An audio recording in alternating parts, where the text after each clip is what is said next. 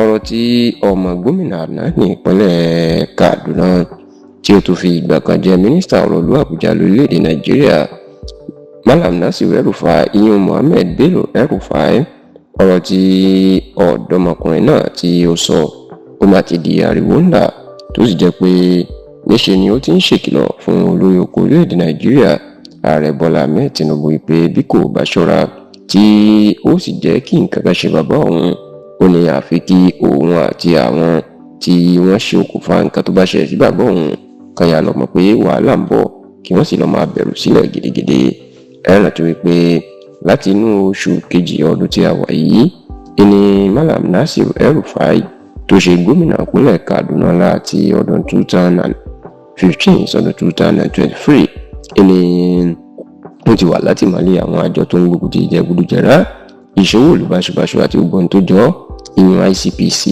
tó sì jẹ́ pé ẹ̀sùn jẹgúdújẹrá òbítíbitì owó tí wọ́n ló kó jẹ lásìkò tó darí ìpínlẹ̀ Kaduna fọdún 8 ni wọ́n bá ṣe. bákan náà ó tún jẹ́ pé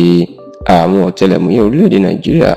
èyí tí wọ́n pè ní Department of State Service DSS, àwọn náà ń bá El-Rufai ṣe ẹjọ́ lápá kejì. wọ́n ní ọ̀rọ̀ tí olùdámọ̀ràn lórí ètò ààbò fún orílẹ̀-èdè Nàìjíríà National Security Adviser Malam Nuhu Ribadu, àwọn ìfọ̀rọ̀wérọ̀ àti ìpè orí fóònù tó ń bẹ́ nìkan sọ, El-Rufai ó lọ gbé ìpè náà, ó lọ gbà á, ó sì lọ ń gbọ́ èyí tí kò bá òfin mu. gbogbo eléyìí ló jẹ́ kí El-Rufai kí wọ́n gbé kó wà látìmọ́lé àjọ ICPC láti inú oṣù kejì ọdún tí a wà ní èyí. ṣùgbọ́n lọ́sẹ̀ tó kọjá ní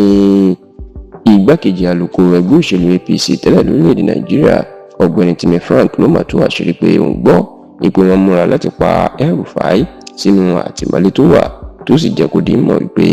irú nǹkan bẹ́ẹ̀ ó léwu gidigidi o. lẹ́yìn ẹ̀ náà ni igbákejì ààrẹ tẹ́lẹ̀ lórílẹ̀‐èdè Nàìjíríà tó díje du ipò ààrẹ orílẹ̀‐èdè Nàìjíríà láàrin ọdún 2019 àti 2023 nínú ẹgbẹ́ òṣèlú People's Democratic Party PDP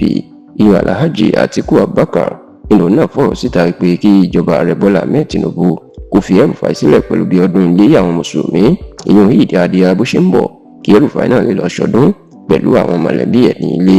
ṣáà nínú ọ̀rọ̀ tó kọ sórí ẹ̀rọ ayélujára, Mohammed Bello El-Rufai tó jẹ́ aṣòfin nílé ìgbìmọ̀ aṣòfin kékeré l'Àbújá ìyẹn Federal House of Representatives Àbújá, ó jẹ́ kó dì í mọ̀ wípé